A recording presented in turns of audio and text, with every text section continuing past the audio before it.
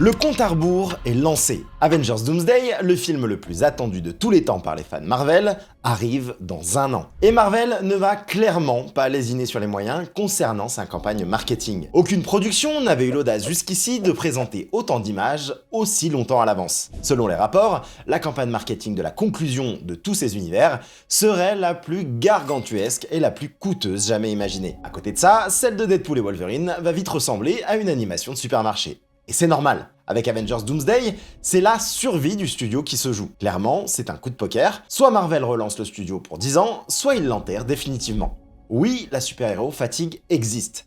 Mais est-ce que la Marvel fatigue existe vraiment? Le premier teaser, représentant le retour de Captain, a battu tous les records sur X. Il a fait mieux qu'Infinity War, mais surtout, mieux qu'Endgame. Et que dire de celui du retour des X-Men? La hype n'a pas été aussi folle depuis Endgame, disons-le. Aujourd'hui, 4 teasers sont sortis au cinéma avant la diffusion d'Avatar 3. Et tout laisse à penser que 3 autres seraient encore prévus. Peut-être pas au cinéma, mais à minimum en ligne. 7 teasers pour 7 aspects centraux des personnages et de l'intrigue. Le tout menant au Super Bowl, le trailer ultime. C'est pour ça que je vous propose aujourd'hui de nous pencher ensemble sur une grosse vidéo d'analyse et de théorie bien à l'ancienne. On va regarder tous les détails, les non-dits et les liens avec les comics que ces teasers commencent enfin à nous montrer, tenter de deviner les potentiels prochains teasers qui nous attendent et nous préparer ensemble à Doomsday. Oui, on va enfin analyser du concret, plus seulement des rumeurs. Et ça, les amis, qu'est-ce que ça fait du bien. Alors, préparez-vous à en prendre plein les mirettes. On entre dans la spoiler zone, zone de tous les dangers. Vous êtes avec Kevin Buckhardt, le théoricien préféré de ton théoricien préféré. Générique.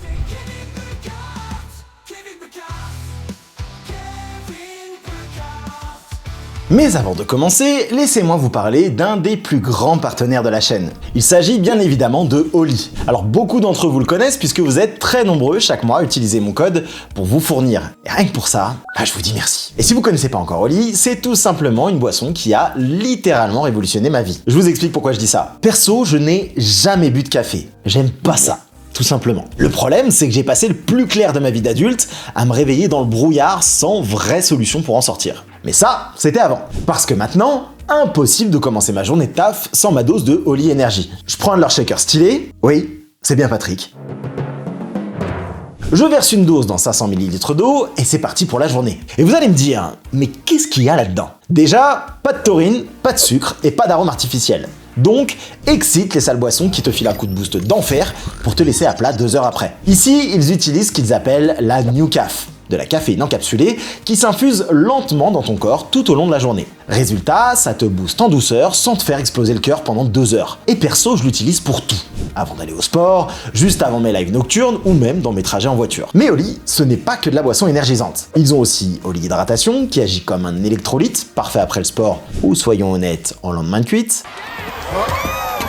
Il y a aussi Oli Iced Tea, top pour juste se rafraîchir mais sans sucre, et Oli Milkshake à mélanger avec du lait pour les plus gourmands. Et si vous n'avez jamais essayé, il y a plein de façons de tester, avec des petits échantillons pour trouver votre goût préféré, mais clairement la pastèque les gars, c'est le meilleur, ou avec des packs de 50 doses beaucoup plus économiques. D'ailleurs ce mois-ci, Oli nous a sorti une super collection Iced Tea Bob l'éponge, goût ananas thé vert, et celle que moi je kiffe de ouf, Carambole Hibiscus. Et pour les fans d'Acai Bowl, le nouveau goût Energy Drink Acai vient tout juste de sortir, et le matin, c'est une vraie dinguerie. Bref, vous l'avez compris, perso j'en bois tous les jours, et c'est pas un hasard si la marque est devenue numéro 1 du marché, avec plus de 2 millions de clients satisfaits. Donc si ça vous tente, je vous mets le lien en description et premier commentaire, et vous pouvez utiliser le code Buckhardt5 pour avoir moins 5% sur votre première commande, ou Buckhardt pour avoir moins 10% sur tout votre panier, selon ce qui est le plus avantageux pour vous. Ça contient de la caféine, donc on respecte les doses conseillées. Attention, c'est pas de l'eau les gars. Allez, maintenant vous savez quoi faire pour rester focus sur la suite, nous, on retourne à notre vidéo. La stratégie de reconquête. Il y a quelques semaines, les potos de la Spoiler Room et moi-même, on était assez unanimes. Une campagne de teaser qui démarre 1 an avant et uniquement au cinéma, ça nous paraissait une stratégie un peu folle, presque incompréhensible. Et il faut savoir l'avouer, on avait tort, surtout Déviant. Et sa si belle moustache. Non, franchement, il faut bien le reconnaître, Marvel est en train de réussir un coup de maître. Après des phases 4 et 5 complètement fouillis, où se mêlent le bon et le mauvais, mais où surtout il y a beaucoup trop de contenu, et très peu de liens, le grand public a tout simplement déserté les salles. Et que dire des séries moyennasses, alors qu'elles avaient pourtant si bien démarré sur Disney+. Les observateurs ont appelé ça la super-héros fatigue. la fin d'une ère. Les super-héros allaient subir le même sort que les westerns, les péplums ou que Norman, disparaître dans l'indifférence après des années de gloire. C'est pour ça que Bob Chapek, l'architecte de ce marasme, s'est fait sortir, et que Bob Iger est revenu de sa retraite aux Bahamas pour sauver le soldat de l'hiver. Et là, la saignée a été nette. On a annulé tout ce qu'on pouvait annuler, on a sorti vite fait toutes les merdes périmées du placard, et on a rappelé les frères Russo et RDJ, les joyaux de la couronne, pour relancer la hype. Bon, on va pas se mentir, sur le coup, ça n'a pas vraiment marché. Non, C'est la pire chose qu'il pouvait faire. Tu fais quoi de ce personnage? Ça veut dire que là, tu grilles ta cartouche, c'est débile. Bien sûr, mais là, c'est un putain d'aveu d'échec. Et le truc, c'est qu'ils sont en train de c'est un énorme aveu d'échec. Le fameux aveu d'échec, qui a fait démissionner Steven. Je sais pas si vous vous rendez compte comment on est pris pour des cons. Premier degré, j'ai envie de pleurer, les gars. Mais 1 an et demi après, force est de constater que le pari semble déjà gagnant. Malgré une année 2025 avec des films solides comme Thunderbolt et Les 4 Fantastiques, il a fallu un premier teaser avec Steve Rogers pour réveiller tous les fans endormis. Et cette campagne, qui a débuté dans l'intimité des salles, s'est très vite répandue sur internet. Ce premier teaser a tout simplement battu le record détenu par Endgame en nombre de vues sur les premières 24 heures sur X. Oui, la belle gueule de Captain, c'est le cœur du MCU. D'ailleurs, coup foiré ou coup de génie, jamais des trailers n'avaient autant fuité sur internet. Bon, alors bourde géniale ou complot manipulateur, je vous laisse juge, mais le résultat est le même. Tout le monde s'arrache le dernier leak, les fans hardcore veulent le voir sur grand écran au cinéma, et quand ça sort enfin sur YouTube, tout le monde s'extasie. Ça fait 1 mois qu'on vit un événement presque ritualisé, et Marvel a réussi à éteindre toute la concurrence en créant une discussion ininterrompue sur leur film, qui, je le rappelle, sort dans 1 an. Qui se souvient qu'on a eu un teaser Supergirl? Quelqu'un? Et ces teasers justement ne cherchent pas à nous raconter l'intrigue du film ou à nous en mettre plein la vue. Non. Ils sont construits comme une reconstruction narrative et émotionnelle. Ils repositionnent les personnages les plus importants de l'univers Marvel, imposent une symbolique énorme et rappellent au public pourquoi le MCU a compté un jour dans leur vie. Jusqu'ici, on a eu droit à 4 teasers. Steve Rogers, Thor Odinson, les X-Men et la rencontre Wakanda 4 Fantastiques. 4 piliers majeurs générationnels, mais je n'imagine pas une seule seconde Disney s'arrêter là. Certes, le run d'Avatar ne va pas durer 6 mois, et on va pas forcer les spectateurs à continuer à payer un billet juste pour voir le nouveau teaser, mais tout semble indiquer qu'il y en aura au moins 2 autres. D'ailleurs, tout comme on a appris qu'il y aurait un 4e, c'est une info qui vient de Corée. Alors, à prendre avec des pincettes évidemment, parce que visiblement tout le monde n'est pas d'accord sur la manière d'analyser la chose, mais si je pousse la théorie un peu plus loin, j'imagine bien non pas 5, pas 6, mais 7 teasers. 7 teasers qui nous mènent au Super Bowl. Et on reparle de ces autres teasers plus en détail à la fin de la vidéo. Mais comment c'est possible? Le tournage a fini il y a si peu. Eh bien souvenez-vous, avant que tout ça commence, John Rocha avait lâché dans un podcast que Marvel avait une 30aine de montages de teasers différents en stock, ce qui nous paraissait surréaliste à l'époque, mais maintenant on comprend pourquoi. Et surtout, il ne faut pas oublier que la sortie du film a été repoussée de 6 mois, ce qui laisse du temps à la post-prod certes, mais aussi que les plannings ont été prévus pour avoir pas mal de matos à 6 mois de la sortie d'origine. Et quand on y regarde de plus près, on se rend bien compte que ce ne sont pas des teasers lâchés au hasard. Chacun fonctionne presque comme des scènes post-crédits qu'on aurait tous rêvé d'avoir. Un lien direct entre les films depuis Endgame et Doomsday. D'ailleurs, les Russo l'ont dit. Oui, Doomsday fait suite directe à Endgame. Alors, les phases 4 et 5 ne disparaissent pas, mais le but, c'est d'aller chercher les fans de Doomsday, pas ceux d'Ironheart et She-Hulk.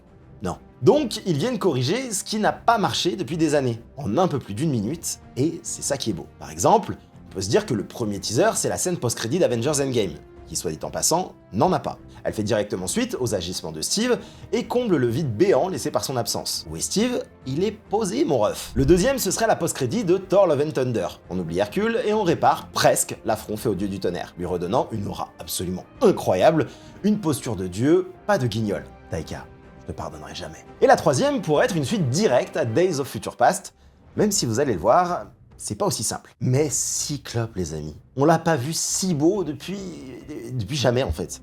Allez, si. X-Men 97, allez. Et enfin, le dernier serait clairement une scène post-crédit de Wakanda Forever si les 4 Fantastiques étaient sortis avant. Bref, le genre de scène post-crédit qui fait vraiment baver. Ça hype, ça rend nos héros déchus badass. Bref, on veut la suite maintenant. Les symboles, les regards, les postures, le ton, la musique, la cinématographie, on est dans l'iconographie pure. D'ailleurs, les Russo l'ont dit, avant de se lancer dans ce film, ils ont étudié intégralement le cinéma de Snyder. Et qu'on aime ou qu'on n'aime pas Zack Snyder, on peut dire que ça a de la gueule. Du cinéma bien plus puissant que les 773 films et séries depuis 5 ans.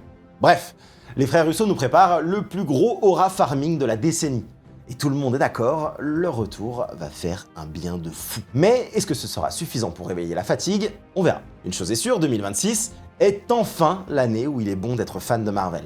On voit enfin la fin du tunnel, la team. Daredevil Born Again, Spider-Man Brand New Day, le special du Punisher, Vision Quest, X-Men 97, Avengers Doomsday. Ouh! Allez, fini la lèche, attaquons-nous concrètement à ces teasers. On va les analyser dans les moindres détails et tenter de deviner ce que seraient les prochains supposés teasers. Le devoir de Steve Rogers. Parlons de notre bon vieux Steve. L'absent le plus marquant de la saga du multivers réapparaît enfin. Le teaser nous montre la maison de Peggy, celle qu'on voit à la fin d'Avengers Endgame.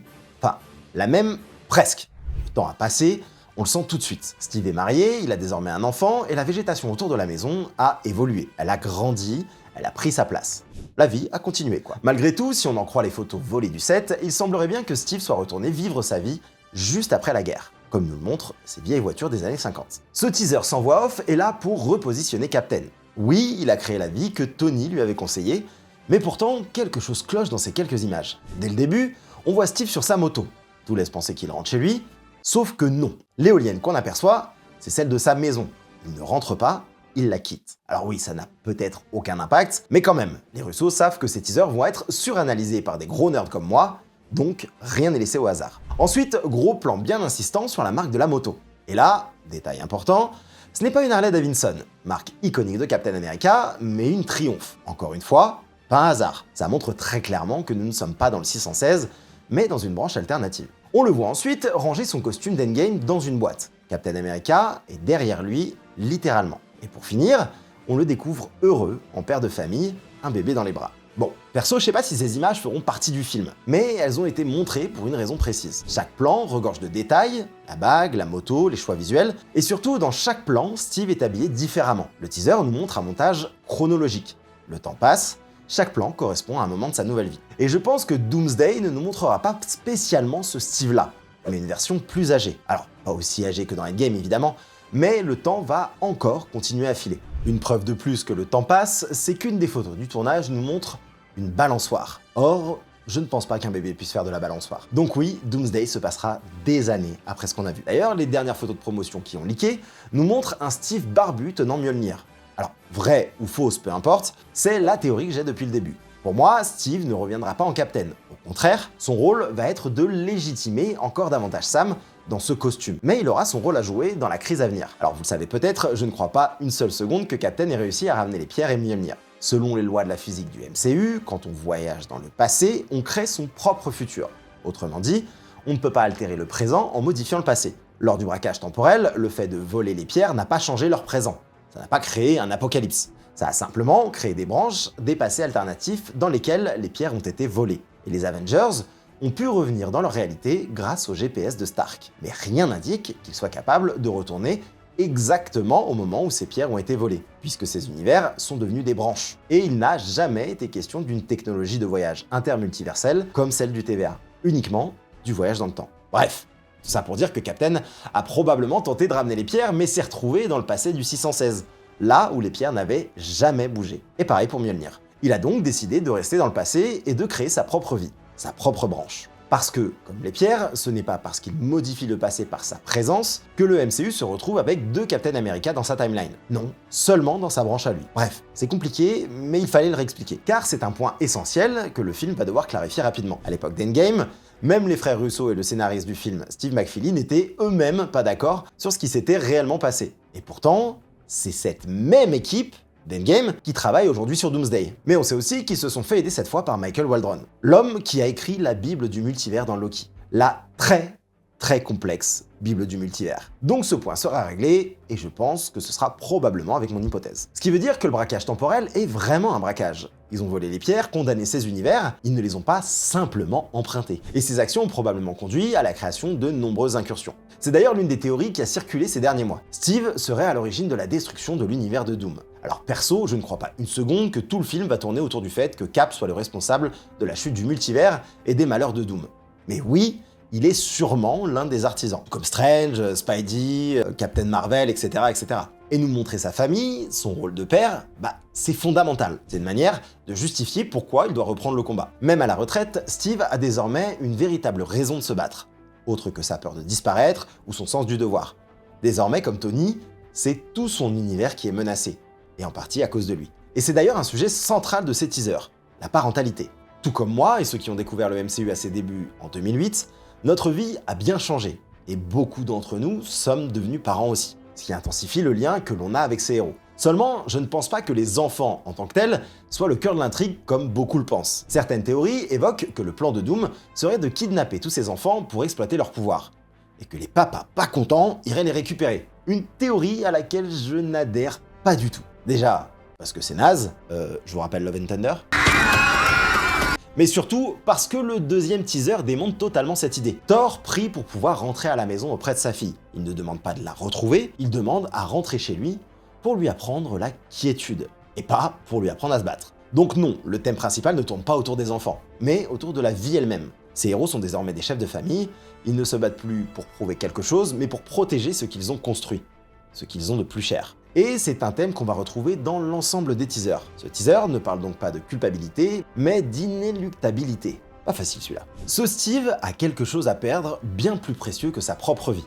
Comme Tony, il a une famille, une vie, un avenir, et c'est précisément pour ça qu'il doit retourner au combat. Cette maison a d'ailleurs été longtemps cachée pendant le tournage. Son nom de code était la maison de Luke Cage, et on sait qu'une scène y a été tournée avec RDJ, mais aussi probablement avec Loki. Pour l'avertir, le blâmer ou le recruter, on verra. Mais c'est ici qu'il rejoint le combat. Enfin, je vous ai parlé d'Endgame et je sais que mes explications peuvent vous rendre fou. Mais si Steve vient d'un autre univers, comment a-t-il donné le bouclier à Sam? Eh bien, si vous me suivez, vous savez que je pense que le vieux Steve vient du futur, qu'il a déjà vécu la Secret Wars, et qu'il ramène ce bouclier depuis cet avenir. Bon, comment? Clairement, j'ai pas la réponse. Mais on verra bien. La seule chose qu'on sait pour le moment, c'est que ce bouclier n'est pas le même que celui détruit par Thanos. Il n'a même absolument rien à voir avec tous ceux qu'on a vus auparavant. Ce n'est donc pas le sien. Et je pense qu'ici, dans ce teaser, Steve ne possède pas encore ce fameux bouclier, mais qu'il va probablement le récupérer plus tard, des mains d'un variant. Car l'une des théories les plus puissantes en ce moment repose sur l'idée que Captain aurait pour mission de créer une armée de Captain venus du multivers, tous unis par Mjolnir. Un moment directement inspiré du run Avengers Forever, où Loki Prime réunit une armée de Captain pour combattre les armées de Doom menées par Doom Suprême. Il est d'ailleurs possible que Thor ait exactement la même mission, créer la fameuse Thor Corp de Secret Wars. Mais ça, on en parle tout de suite. Thor, le retour du dieu. Le teaser de Thor s'ouvre sur une forêt de pins, dans un décor naturel, loin de toute civilisation. Il prie son père, Odin, le dernier père de tout. Et Chris Hemsworth livre ici une performance qui écrase littéralement ses 4 derniers films. Juste avec sa voix, son jeu, Thor redevient le Thor des Rousseau, ou du moins celui d'Infinity War. Et contrairement à ce que le teaser pourrait laisser croire, Thor ne semble pas en route vers une bataille. Il semble plutôt en revenir de l'enfer. Je pense qu'à ce moment, il connaît déjà son ennemi. Il a déjà affronté Doom. Et il a probablement déjà perdu. Un genou à terre, il s'appuie sur Stormbreaker. Pourtant, il terminait Love and Thunder avec Mjolnir. Alors, soit cette arme a de nouveau été détruite, soit sa première défaite lui a fait comprendre qu'il avait besoin d'une arme tueuse de Dieu, et donc de Stormbreaker. Quand on observe la scène de plus près, la posture de Thor semble dissimuler son autre bras, comme un indice suggérant que dans cette bataille, il n'a peut-être pas seulement perdu Mjolnir, mais aussi son bras. Certes, quelques secondes plus tard, on voit bien les 2 mains, mais souvenez-vous, les Russo adorent cacher des choses dans leurs trailers. La preuve, avec Hulk dans celui d'Infinity War. Ici, ce Thor pourrait bien se rapprocher de plus en plus de Old King Thor ou de All Father Thor, 2 versions du personnage où son bras gauche a été remplacé par le bras du Destructeur après l'avoir perdu. En tout cas, je pense que c'est le moment parfait pour l'introduire. Mais alors que le destin de Thor semblait s'être éloigné des grandes intrigues du MCU, comment le dieu du tonnerre pourrait-il rejoindre le combat? Eh bien, je pense que tout est lié à sa fille adoptive, Love. Parce qu'en réalité, c'est elle qui est au cœur de ce teaser. Comme vous le savez, Love est la réincarnation de la fille de Gore, le boucher des dieux. Lorsqu'il atteint Eternity, une entité cosmique liée à l'existence même du multivers, il fait un vœu. Et au lieu de choisir la haine, il choisit l'amour. Love renaît, et elle devient l'incarnation physique d'Eternity, un enfant surpuissant. Mais le teaser nous montre Love dans son lit, la tête baissée, et il est possible qu'elle soit le déclencheur de tout. Je pense que sa santé est directement affectée par l'effondrement du multivers. Comme je vous le disais, non, elle ne va pas être enlevée par Doom. Malgré sa puissance, elle est menacée par la disparition de la réalité elle-même. C'est pour ça que Thor va tenter de la sauver, en combattant ceux qui la menacent. Et il ne s'agit pas d'un combat contre un simple antagoniste, mais d'un combat contre l'extinction. Thor est probablement le personnage qui a connu l'évolution la plus cruelle de l'univers Marvel. Il a littéralement tout perdu, et est passé par toutes les étapes. Love représente pour lui un renouveau, une raison de vivre, et comme Captain, Thor ne se bat désormais plus pour lui-même, ni pour Asgard, ni même pour l'univers, il se bat pour elle. Mais revenons à la prière. Elle est capitale dans ce teaser.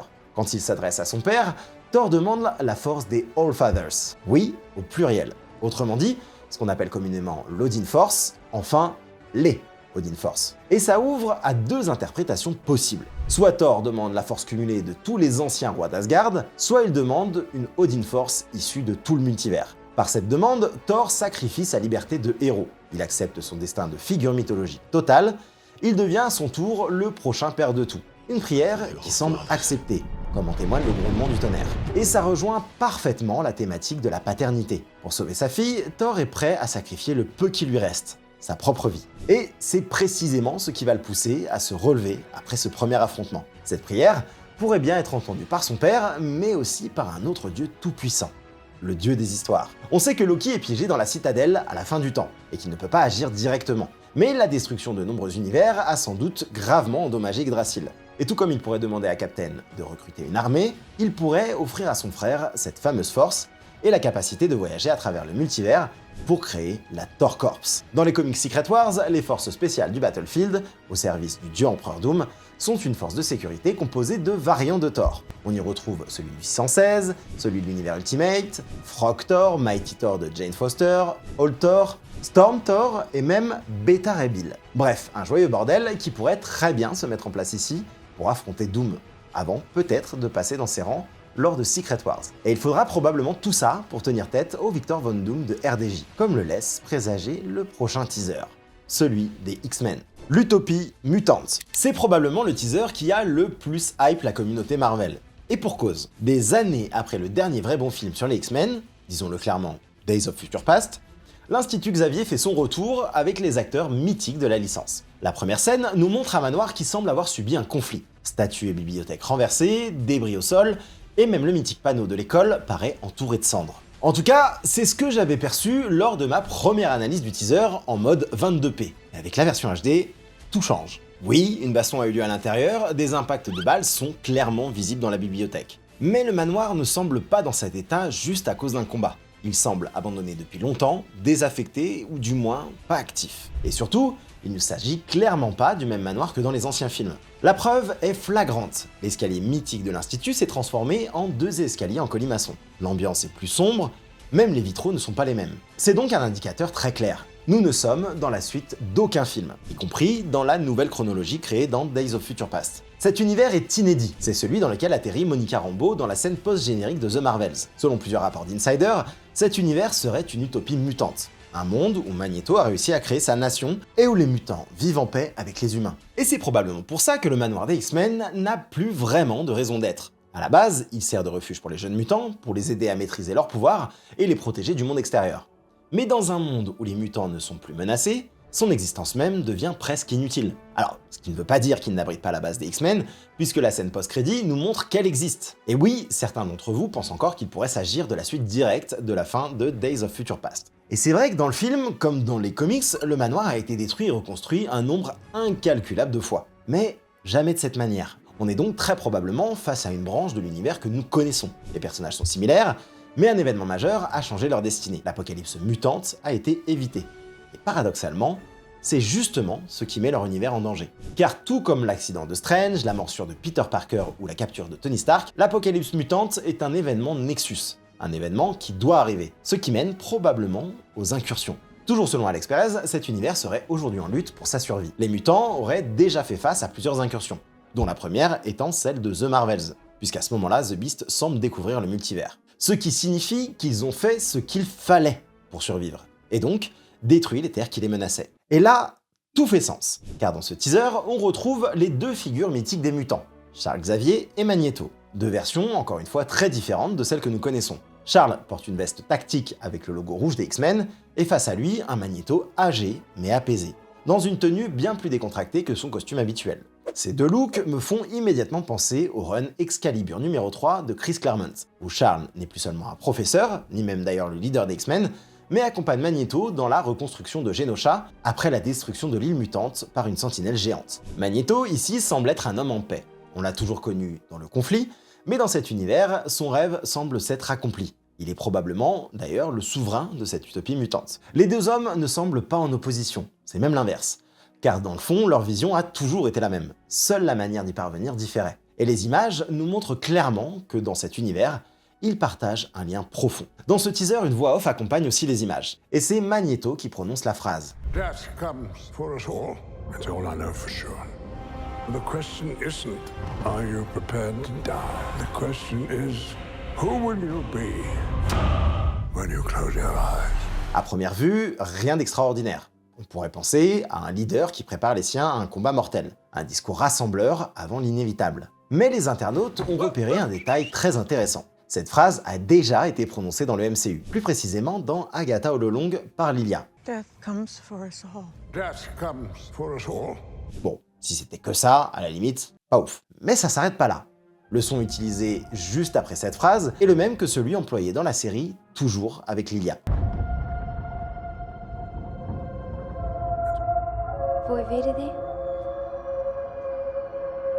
Alors oui, ça peut paraître une fausse piste, mais ça ouvre deux possibilités. La première, c'est que le personnage de la mort, interprété par Aubrey Plaza, pourrait apparaître dans le film. Après tout, vu le nombre de personnages qui risquent d'y passer, ce serait pas étonnant. Mais la seconde piste est bien plus intéressante. Dans les comics, Magneto est le père de Wanda, et donc le grand-père de Speed et Wiccan. Dans cette utopie, on pourrait très bien retrouver tout ce petit monde à ses côtés. D'où la référence à Agatha All Along, où l'on découvre que Wiccan possède des pouvoirs extraordinaires, similaires à ceux de sa mère. Mais la vérité, c'est que c'est sûrement un gros hasard. Terminons ce teaser avec la dernière scène absolument dingue. On retrouve Scott Summers, alias Cyclope, sur un champ de ruines. Il retire son viseur et libère une décharge de puissance colossale. Il porte ici le costume mythique de la version de Jim Lee, ce qui confirme que l'équipe des X-Men existe bel et bien dans ce monde. Et même si l'école n'est plus en activité, il est quasiment certain que cette scène se déroule dans les jardins du manoir. Car la base des X-Men, elle, existe bel et bien, comme nous le prouve la scène post-crédit de The Marvels. Donc les sous-sols du manoir, eux, sont probablement les mêmes. Et c'est ici que le tournage de Doomsday a débuté en avril dernier. Ensuite, parce que ce sont les frères Russo eux-mêmes qui ont partagé une image montrant la chaise de Victor Von Doom sur le lieu de tournage du manoir. Ce qui laisse entendre que cette attaque est probablement orchestrée par lui. De son côté, le leaker Unbox PhD avait aussi fait fuiter des images du set montrant clairement le jardin du manoir, jonché de débris de sentinelles. Sentinelles que l'on aperçoit d'ailleurs derrière Scott dans cette scène. Et non, c'est pas Ant-Man. Des sentinelles qui, toujours selon Alex Perez, seraient contrôlées par Doom via des runes magiques. Maintenant, posons-nous un instant et analysons ce que ça raconte vraiment. Ce teaser ne parle pas directement de paternité, mais on sent très clairement que Scott a perdu quelque chose de fondamental, quelque chose d'assez fort pour lui faire perdre son sang-froid et libérer toute sa puissance. Encore une fois, il y a plusieurs lectures possibles. La première, liée à la théorie des enfants. Vous savez, Doom qui aurait enlevé son enfant. Alors peut-être Nathan, qui dans cette utopie ne serait jamais devenu Cable, mais né Grey, mutant Oméga. Ou Rachel, ou Hope. Bref, ils ont que des enfants surpuissants eux. Mais encore une fois, je n'adhère pas vraiment à cette idée des papas en colère. Je pense que c'est bien plus simple et surtout plus efficace. La situation est déjà suffisamment complexe. Une nouvelle timeline, un nouvel univers, des mutants qu'on connaît, mais qui ne sont pas les mêmes, il faut donc rester clair pour ne pas perdre le public. Tout comme Steve et Thor, les mutants ici vont se battre pour ce qu'ils ont de plus cher. Leur monde. Peut-être le seul dans tout le multivers où ils vivent enfin en paix avec les humains. Et il se pourrait bien que le plan de Scott nous cache quelque chose. Comme dans Infinity War, les teasers peuvent être mensongers, trompeurs. Alex Perez nous avait d'ailleurs prévenu sur Twitter, juste avant la diffusion, ne jamais croire aveuglément ce que montrent les teasers du MCU. Ici, les Russo pourraient nous dissimuler que Cyclope n'est en fait pas seul, qu'il tient peut-être l'un de ses compagnons tombé au combat dans ses bras. Une image qui reprendrait quasiment à l'identique la couverture de Uncanny X-Men numéro 524. Retraçant la mort de Diablo. Autre possibilité, la puissance déployée par Scott pourrait impliquer le Phénix. Alors encore une fois, je ne pense pas qu'ils vont surcharger le récit avec trop de sous-intrigues, mais dans Secret Wars 2015, Scott fait partie des survivants de la fin du multivers et récupère à nouveau les pouvoirs du Phénix. Seulement, Doom est encore une fois trop puissant, et même avec des pouvoirs cosmiques, Scott ne peut rien faire. Il se fait briser la nuque froidement, accompagné de cette phrase devenue mythique du dieu empereur. Le futur dont tu parles est un rêve, garçon. Et le rêve s'arrête maintenant. Et crac!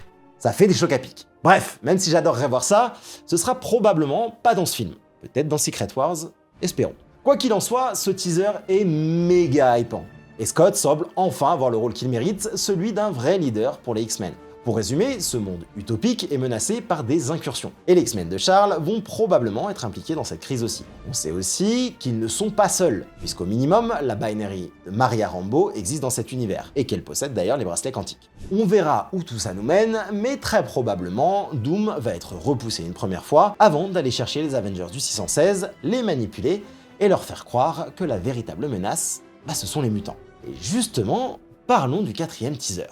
Wakanda Rassemblement. Ce dernier teaser peut sembler moins impactant que les 3 premiers. Pourtant, moi, il m'a littéralement fait frissonner. Parce qu'il nous montre la rencontre entre le Wakanda de M'Baku et Shuri, Talokan de Namor et les 4 Fantastiques. Et quand on s'arrête sur les détails, il raconte presque tout de la situation du 616. D'abord, la localisation. On n'est clairement pas sur un terrain neutre. On est d'ailleurs très probablement au Wakanda. Mais pas dans la capitale. Cette fois, on se trouve dans ce qui semble être le nouveau QG de Shuri. Car désormais, c'est M'Baku le roi du Wakanda. La fin de Black Panther 2 le suggérait déjà, le teaser le confirme explicitement, de la bouche du roi lui-même. Et ce changement de régime a forcément eu un impact énorme. Depuis la création du royaume, c'était Bast, la déesse panthère, qui dominait symboliquement le palais. Désormais, c'est le dieu primate, celui de la tribu des Jabari. Avec M'Baku au pouvoir, fini la toute-puissance technologique. Retour aux traditions et aux coutumes. On le voit très clairement avec son armure. Là où celle de Shuri est faite d'alliages ultra technologiques, celle de M'Baku reste majoritairement en bois. Mais pas seulement. On peut aussi distinguer un alliage turquoise, totalement inédit pour le Wakanda. Et ce détail est fondamental. Il ne s'agit très probablement pas de vibranium wakandais, mais de vibranium issu de Talokan. Dans Wakanda Forever, le turquoise est la couleur dominante de la cité sous-marine, de leurs bijoux en vibranium, et dans ce teaser, c'est aussi la couleur qui alimente l'arme de Namor.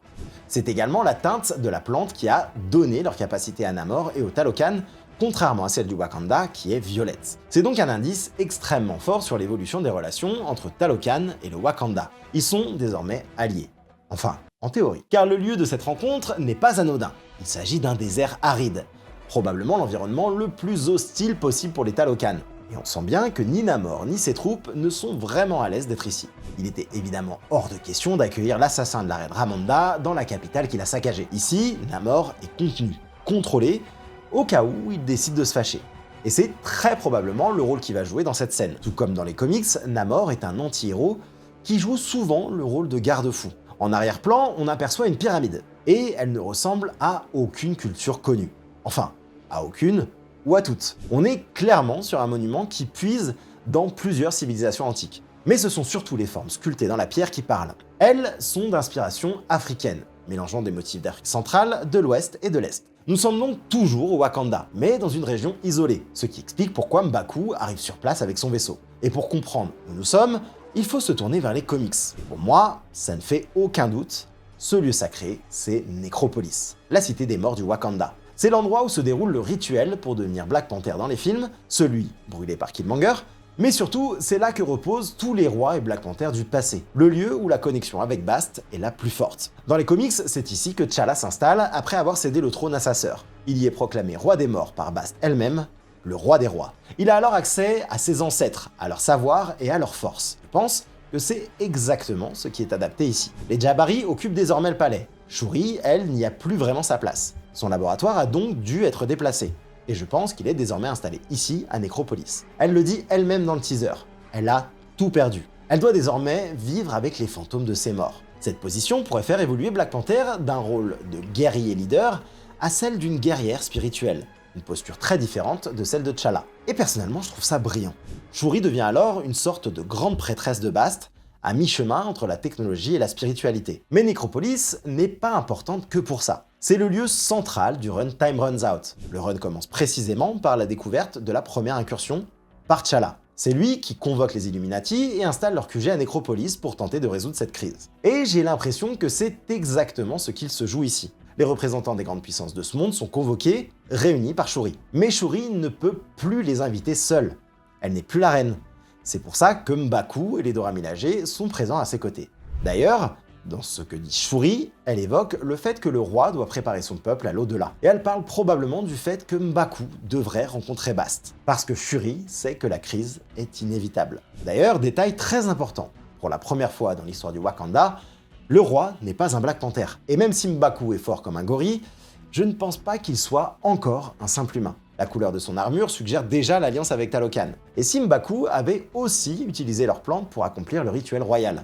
Non pas pour rencontrer Bast, mais son propre dieu, le dieu singe. Ce qui lui aurait conféré des capacités surhumaines. Mais on comprend aussi que M'Baku n'est pas destiné à finir roi. Il sera probablement le dernier roi de ce Wakanda avant le retour d'un T'Challa. Autre détail intéressant, c'est Ben Grimm et non Reed Richards qui est présent à cette rencontre. Comme le laisse entendre la post-crédit du film Thunderbolt, on peut supposer que les 4 Fantastiques arrivent dans le 616 via leur vaisseau, et qu'ils sont accueillis par les Thunderbolts. Mais restent plusieurs questions. Est-ce que les équipes sont séparées? Est-ce que les autres membres sont ailleurs? Une photo de tournage diffusée sur Instagram montrait l'acteur de Ben Grimm dans leur vaisseau, accompagné de US Agent et Falcon. Difficile d'imaginer ces trois-là représenter leurs équipes dans une réunion aussi cruciale, sauf si les autres sont occupés ailleurs. Peut-être en train de gérer une véritable incursion, ce que semble, encore une fois, suggérer la scène post-générique de Thunderbolt, qui évoque un incident spatial. Mais je pense qu'ils seront tous présents. D'ailleurs, une grande partie du casting avait été repérée dans un voyage à Bahreïn, lieu de tournage probable de cette partie du film. On peut y apercevoir les acteurs de Sam, Falcon, Shang-Chi, Ghost, M'Baku, Shuri, Namor, Namora et Atuma. Mais si Shuri réunit tout le monde, c'est pour annoncer que la fin est proche. Et on ignore encore si les 4 Fantastiques sont à l'origine de cette incursion, ou s'ils en détiennent la solution. D'ailleurs, s'ils sont avec ou sans Doom dans ce vaisseau.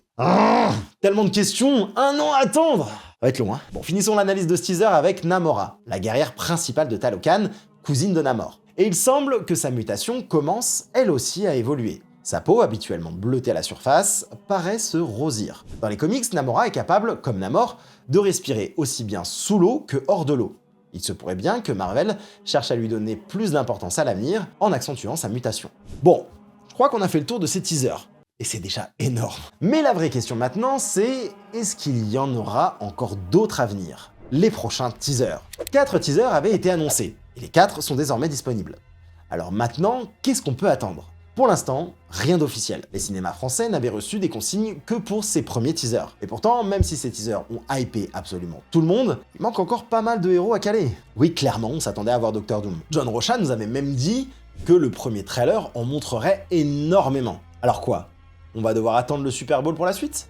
Eh ben pas si sûr. Je vous le disais, en Corée, les teasers à venir sont enregistrés auprès du Korea Media Rating Board, comme en attente de diffusion. Et là, c'est intéressant. Le 5e teaser serait listé avec une durée d'1 minute et 5 secondes. Le 6e, une durée d'1 minute et 22 secondes.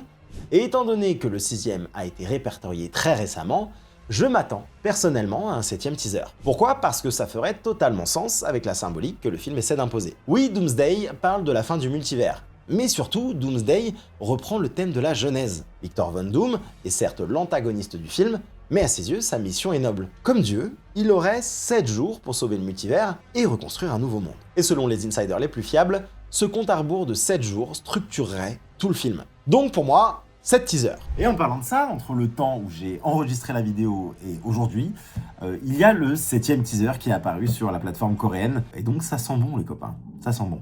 Mais ce n'est pas tout. Je ne suis pas certain que Disney continue longtemps cette stratégie de teaser uniquement en salle.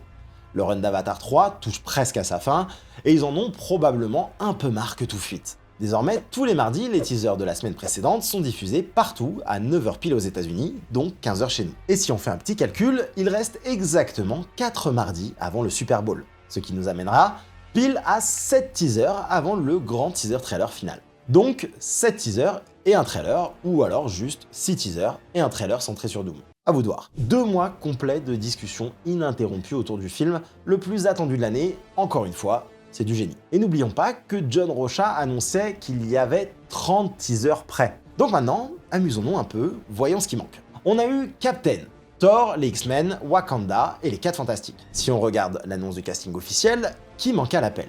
Eh bah, pas mal de monde quand même. Alors laissez-moi faire mon petit marché. Le teaser 5, pour moi, ce serait le teaser des Avengers. Possiblement, une rencontre entre Sam et Bucky, une façon de réunir les deux équipes en une seule. Les Russo ont déjà prouvé qu'ils pouvaient rendre iconiques en seulement quelques secondes des personnages qui avaient été clairement maltraités ou boudés par le public. Avec un vrai discours de leader, Sam pourrait être enfin mis en valeur et nous annoncer clairement que ces Avengers sont de retour. Ensuite, le teaser 6 pourrait mettre en scène un immense absent, Loki. le lieu des histoires, le libérateur du multivers et probablement l'un des architectes de sa chute. Loki doit être montré. Il faut intriguer le grand public qui n'a pas vu sa série et qui se demande pourquoi ce Loki est encore là. On pourrait l'entendre parler de sa fuite après Endgame, de son rôle, de ce qu'il est devenu.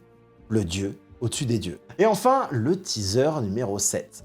Et là, je vous préviens, je me lâche. On n'est plus sur ce qui est probable, mais sur ce que moi, j'ai envie de voir. Comme ce folie qui a circulé, je rêve d'un teaser où Doom enjambe les membres du Conseil des Kang qu'il vient de massacrer. On entendrait pour la première fois la voix de RDJ dans ce rôle.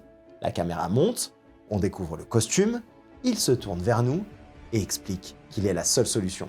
Et de l'autre côté, Doctor Strange. Et là, oui, là, on a tout le monde, on est d'accord, on est content. On est prêt.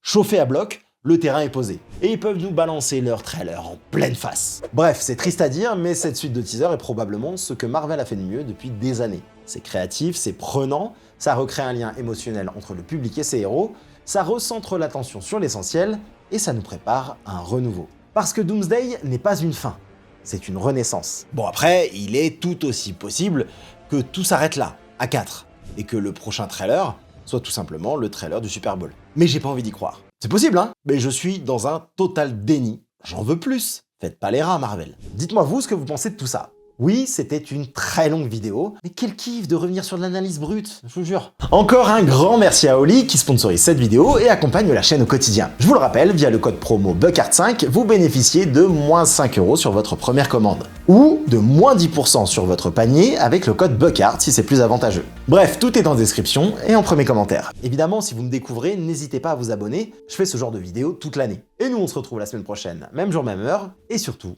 n'oubliez pas d'être curieux, c'est le secret pour être heureux. Ciao!